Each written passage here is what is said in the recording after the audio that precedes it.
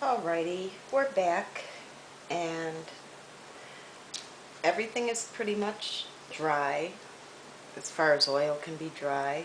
I guess you call it absorbed. It's not the next day, but I did these yesterday actually, so they'd be ready for me to do and show you. And this is the walnut and maple. You could tell it's not as shiny and it absorbed most of the oil. It's not slippery to touch and it has a nice warm sheen to it. The grain of the wood still looks really nice. So this will be just about ready to glue up and spray with the shellac. And this is the birch plywood set, and what we're going to do is put a stain coloring on them.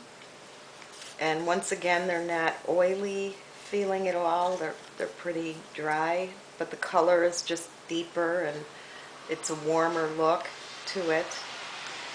So this is what they're going to look like when they're finished.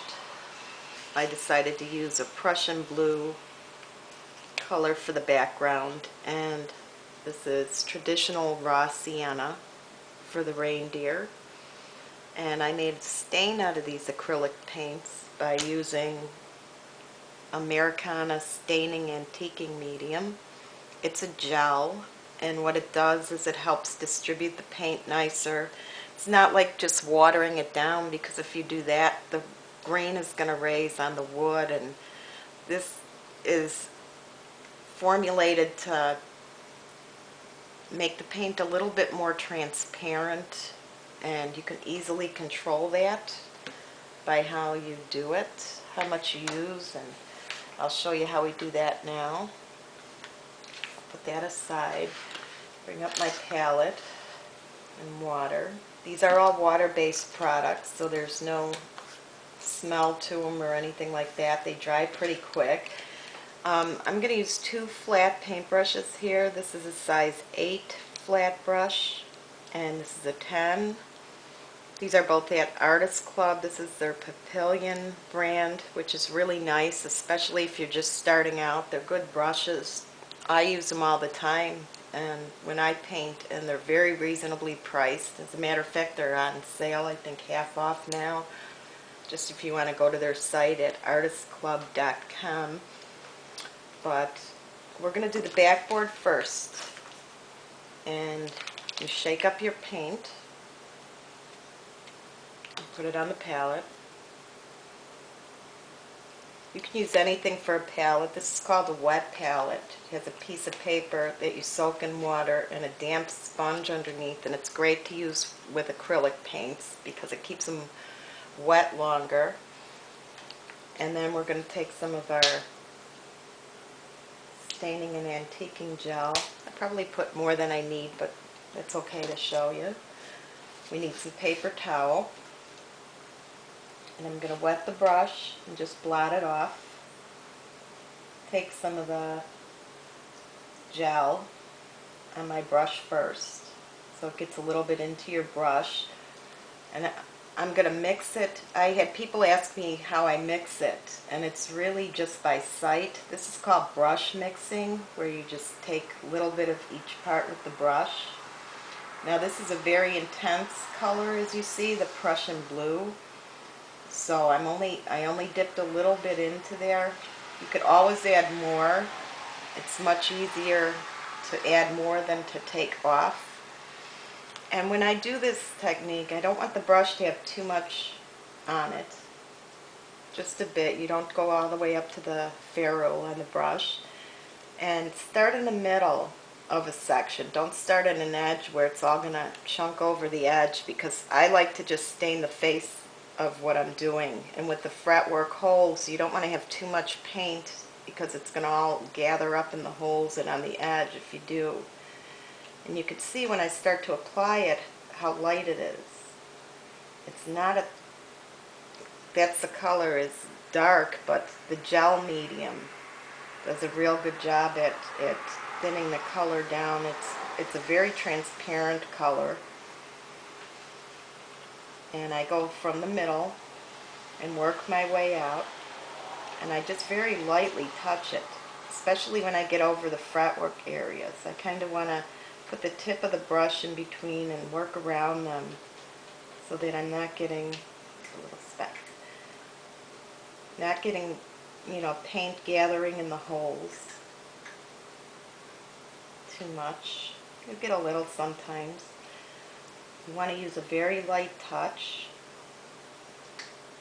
I wanted mine to be like a night sky a little bit. That's why I use such a dark blue. But see, this still allows the grain to show through. So that looks like little clouds. And I kind of start in a middle blank area if I can find it, because it gives you a feel for what's on your brush. And usually when you start out you have a little bit more from mixing, so you don't want to start in an area with letters or something like that where it's all going to go over the edges. Now when I get to this area with the letters, I'm just kind of patting almost, because I don't want to have, again, too much paint around the cut areas. And you kind of lift as you go off the edge too. When you get in the tight areas like that, I'm going to reload, touch it here. When you get into tight areas, you kind of bring the brush perpendicular to your project and just kind of tap it. You don't want to wipe it into all those areas. And what's nice about the gel is it keeps the acrylic paint moving better than water. Like I said, water would absorb right in where this kind of sits on top a little bit. If you find that you have, say, too much color in one area, you could always take a little more medium and thin it out and get it moving around to blend it again. Pull it off, put it on here.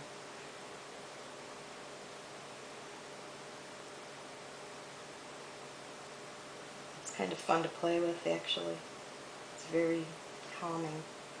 Didn't finish up there. Another thing you can do if you want a darker color is build with light layers like this. Like do it a layer at a time. I might even come back to it to put more on, just to show you. We'll let it dry. It dries pretty quickly. And by the time we get the reindeer done, it should be dry enough to add another layer on. So there's the back plate.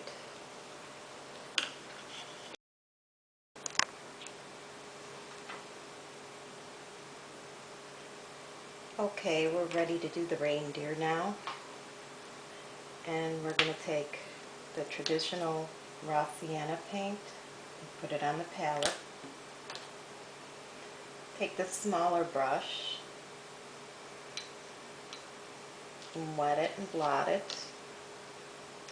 And then we're going to load it with the medium first, like we did with the blue. And then bring a little bit of paint and some medium onto our palette. We're not going to mix the medium into this big pile of color because it would just be way too much paint for what we're doing now. And by just dipping the corner and bringing the color in a little at a time, we're better able to control the intensity of the color and the opacity that we're going to have. Again, we're going to start in the middle section. We're not going to start on the antlers or that because we want to get a feel for what's on our brush. Now that's quite light. It's a little bit too light, so I'm going to add a little more color and remix. And that's a little better. But now it seems a little wet. I don't know if you can see the streaks in there, so I'm going to wipe it on my paper towel and take some of the paint off. There we go. Start spreading it around.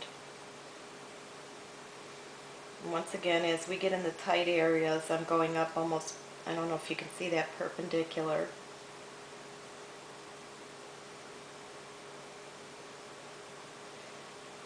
And see now the difference between using like water to do this is, if I used water it would have absorbed in and we would have had a square there. It would have been really hard to blend the colors as we come over because acrylics dry so fast. But the staining medium it allows more work time, and you can keep blending as you go. See how that's nice and seamless, the blend. Get off the excess there. Do his legs.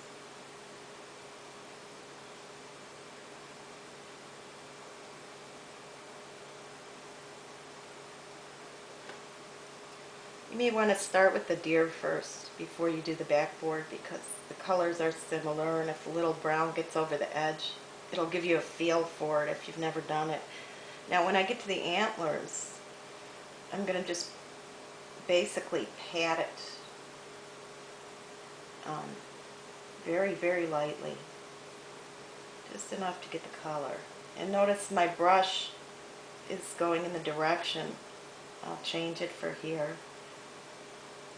I still want to aim for the middle of those sections.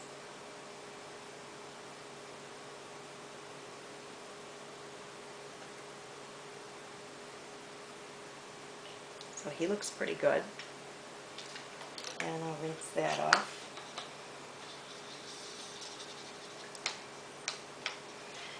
And I think I'll put a little bit more. The blue should be almost dry. If it's not, you could probably let yours dry longer than I did here. And once again, after I wet the brush, I'm just going to use the brush in my hand. Put the medium in first and work that in first. And then pick up some color.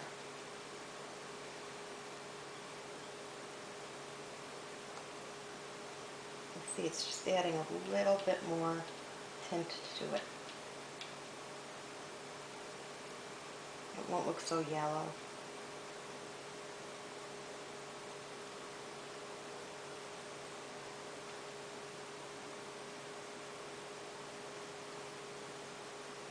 And this layer will go quite quickly, because you're just adding a little bit of color on the top.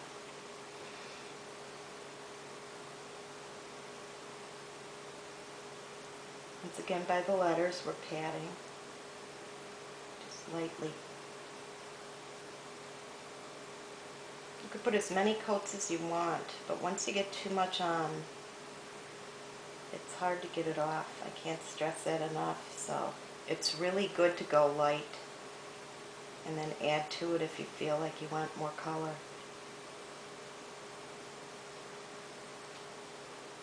It's a little light in the middle, but it's not going to matter because the reindeer is going to be on there. And I think that's good. And we'll let him dry, and he'll be ready to glue.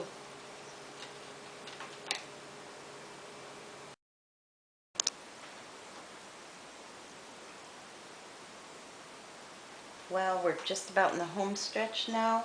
All we need to do is glue our overlay pieces on, and then we'll give them a coat of shellac. I use this little glue bottle. I got it at Lee Valley, but they have it in the States too. I think Woodcraft has it. It's nice for small areas. And you could trace reference marks where your reindeer are going to go, but I don't think it really is necessary.